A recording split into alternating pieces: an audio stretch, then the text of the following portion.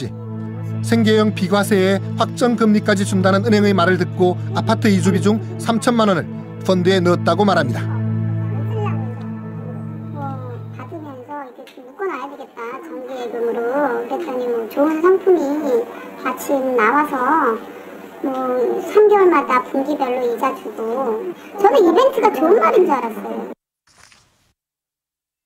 네, 이벤트라는 게 뭐냐면은, 이벤트라는 게 이 하나의 개별 주식의 주가가 65% 이하로 떨어질 경우에는 이벤트가 하나 발생했다라고 해요. 90개가 정도 발생하면 원금이 완전히 날아가는 거거든요. 50개, 56개인가 되면 아마 원금 손실 맞아요. 56개 맞아요. 하는 거죠. 그러면 원금 손실 발생하는 거는 딱 4주면 되고 9주면은 원금 손실 빵이 되는. 이 펀드는 프레디 맥 페니메이에 간접적으로 투자된 파생 상품입니다. 최악의 경우 원금 전체를 손해볼 수도 있습니다. 그러나 대부분의 투자자들은 이런 사실을 전혀 이해하지 못했습니다.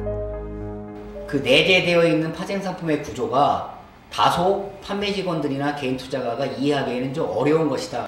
제가 만드는 이 상품의 수익 구조를 이해할 수 있느냐 없느냐가 더 중요할 수 있거든요. 2007년 109건이었던 펀드 관련 민원은 2008년 11월 총 1,550여 건에 이르게 됩니다. 취재진이 만난 또 다른 피해자 이 씨는 원금 손실이 없다는 은행의 말에 아버지의 연금 3억 원을 모두 털어넣었다고 합니다.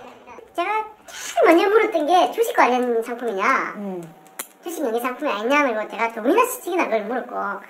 그래서 이런 내가 어떤 건지 알기 때문에 제가 전혀 그렇게 위험한 거라면 전혀 안 되죠. 그렇게 가입할 수 없는 건데, 5년 만기 국고채 금리 플러스 1.2%. 금리도 이렇게 이런 식으로 매기는 거니까 극단적인 경우에 손실이 발생할 수 있다. 이 씨가 가입 당시 받은 것은 투자 설명서가 아니었습니다. 실제 투자 설명서는 완전히 달랐습니다. 원금 손실에 대한 부분을 정확히 설명하고 있습니다. 이 씨가 은행에서 받은 설명서와 달리 실제 투자 설명서에는 기초 자산에 직접 투자하는 것보다 높은 위험에 노출될 수 있다. 그리고 원리금의 지급이 지연되거나 원리금을 회수하지 못할 수도 있다는 등 위험에 관한 충분한 설명이 되어 있습니다. 은행은 펀드 판매에 급급해 투자 설명서를 제공하지 않았던 것입니다. 그때 펀드 설명서를 그때만 제공을 안 하셨습니까? 그때 제 생각에는 그때 불량도 많고 하니까 그러면서 유학생들이 내려왔으니까 그 내용 안에 주요 큰 틀 부분은 괜히 질문집이 다 들어있으니까. 어떤 펀드의 상세한 그런 메커니즘, 주식시장의 그러한 어떤 시스템을 알지 못하는 사람들이 상승 그런 부분, 우호적인 시장 부분에 대한 그런 자료들만 잔뜩 갖다가 짚어놔서 고객을 현혹시키는, 그게 이제 위험한 거였었죠. 연이은 사업 실패로 인해 힘들게 살던 이 씨네 가족에게 아버지의 연금은 전 재산이었습니다. 지난 11월 이 씨로부터 이 사실을 알게 된 아버지는 충격으로 쓰러졌고 혼자서는 움직이지도 못하는 상태가 되었습니다. 또 다른 피해자 김성남 씨. 그는 평소 친분이 있던 은행 지점장의 권유로 펀드에 가입하게 되었습니다. 술자리가 끝나고 넘겨준 도장으로 지점장은 김 씨의 가족 전 재산인 8억 원을 모두 펀드에 넣었다고 합니다. 지금 불과 두 달 전만 해도 8억이 1억 1,000만 원 됐다고 그러더라고요. 1년 만에. 그래서 놀래지도 않을, 제가 많이 놀랬죠. 그래서 병원도 다니고 이랬는데. 병원을 왜 다녀? 그러니까 그 얘기를 듣고 8억이 1억 됐다고 그러니까 저는 이게 꿈인가 생신인가, 한동안 멍해갖고 일도 못하고. 김 씨가 가입한 펀드는 총 14개. 형, 어머니, 아버지, 장모의 돈까지 모두 펀드에 가입한 것입니다.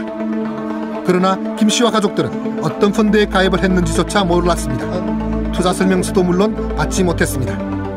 그런데 얼마 전 김 씨는 은행으로부터 더욱 황당한 말을 들었습니다. 지금 만기가 되는데 이걸 갖다가 재연장을 하셔야 됩니다. 그래서 그럼 하라 계속 얘기했대. 그러면 나오셔야 됩니다. 며칠에 그러더라고요. 그래서 나오는데 그럼 그거 가면 되냐 그랬더니 돈을 1억 한 6천만 원을 갖고 와야지 갱신이 됩니다. 도대체 이유는 무엇일까? 김 씨가 가입한 해외 펀드가 선물한 계약까지 되어 있었기 때문입니다. 환율 차이에 의한 손실을 메꿔야 계약이 계속되는 것입니다. 근데 그 은행에서 얘기하는 부분은 X축, Y축을 그려놓고 1시간을 얘기를 했는데 불구하면 내가 알아듣지를 못하겠더라고요. 무슨 말인지. 선물한 계약은 만기 시점에 김 씨가 $10,000를 달러당 1,000원에 팔기로 한 약속입니다. 1년 후 김 씨가 2,000달러밖에 남지 않았다면 나머지 8,000달러를 현 시세대로 채워 넣어야 합니다. 그 사이 환율이 올랐다면 손해를 보게 됩니다. 취재진이 만난 관계자는 판매